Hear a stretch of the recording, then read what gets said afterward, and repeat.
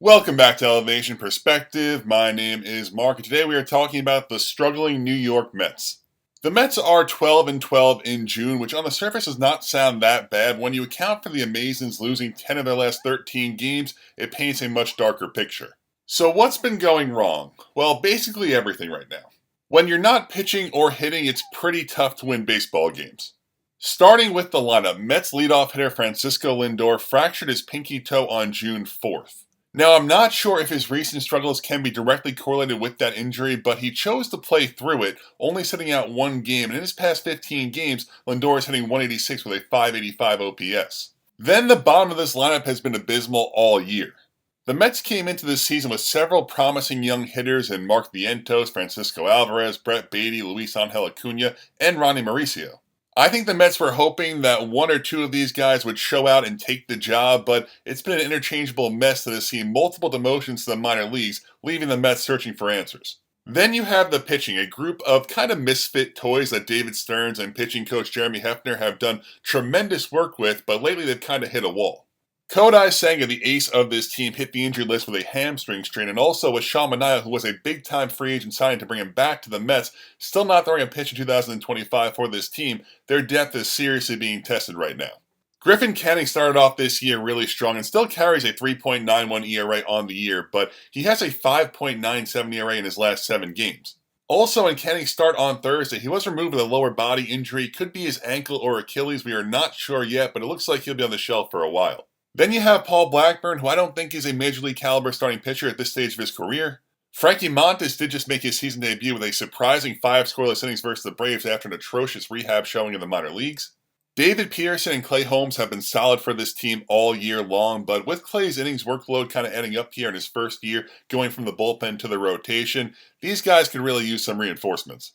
There has also been a domino effect with the rotation faltering and not going deep into games. The bullpen's workload has been overwhelming.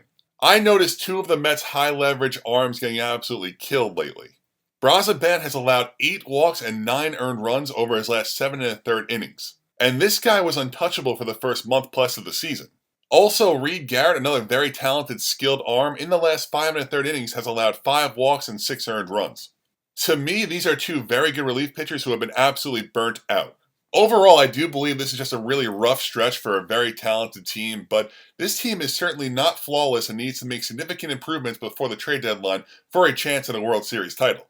Looking around the team, I think you're locked into 5 guys in the lineup here: Lindor, Soto, Alonso, Nimmo, and McNeil. That leaves 4 spots to improve this lineup. I don't anticipate the Mets trading for 4 hitters, but I think 1 or 2 hitters is a virtual lock.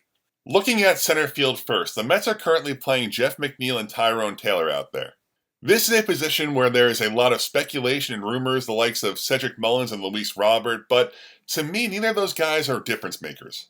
Unless, of course, they get the 2023 version of Luis Robert, but he's currently sporting a 185 batting average with a 31% K rate, so I'm not holding my breath there. My one wild card here is if the Twins make Byron Buxton available. I think that is the only real scenario where I would say, yes, that's a guy where you offer significant prospect capital for. He is a true difference maker. Otherwise, Tyrone Taylor is one of the best defensive center fielders in the league. You do not need 9 sluggers. To me, you bat Taylor ninth, you reap the rewards of his phenomenal defense, and you look to improve the lineup elsewhere.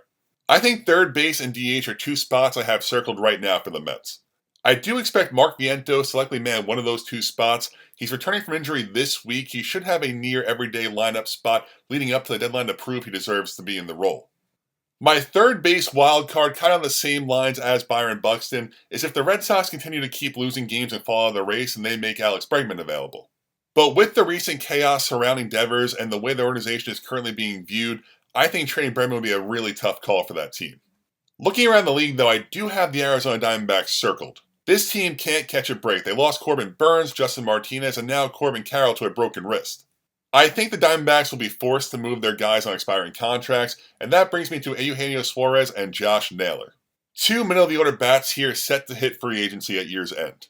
Other corner infield DH bats I could see fitting would be Ryan O'Hearn of the Orioles, Nate Lowe of the Nationals, Jake Berger of the Rangers, and Ryan McMahon of the Rockies. On the pitching side of things, I'm not sure I really see this team making a massive move. I think they will add at least one veteran reliever that can be trusted in the late innings. But for the starters, I see them more going for a rental innings eater type like an Andrew Heaney or Michael Lorenzen versus a big-time splash. The only real difference maker in the starting pitcher market right now looks like Sandy Alcantara, and to me, I expect other teams to be more aggressive than the Mets in trying to acquire this player. My one possible kind of big brain wildcard move on the starting pitching side would be if the Texas Rangers made Jacob deGrom available. But for the Rangers to make deGrom available and for him to want to come back to New York, those two variables seem very unlikely. I think the Mets would be very comfortable in a perfect world if they had Kodai Senga, David Peterson, and Sean Manaea all healthy and available for a playoff series. For those reasons, I see them kind of looking more toward the edges with those Heaney, Lorenzen type guys to just kind of get them to the playoffs. In conclusion, this is a really good Mets team that's going through a really tough stretch right now. I can confidently say they will add to this team at the trade deadline, and they're almost certainly going to be a playoff team. Let me know how you feel about my evaluation in the comments down below. If you like this video, please hit subscribe. Thank you so much for watching, and hopefully everyone had a great day.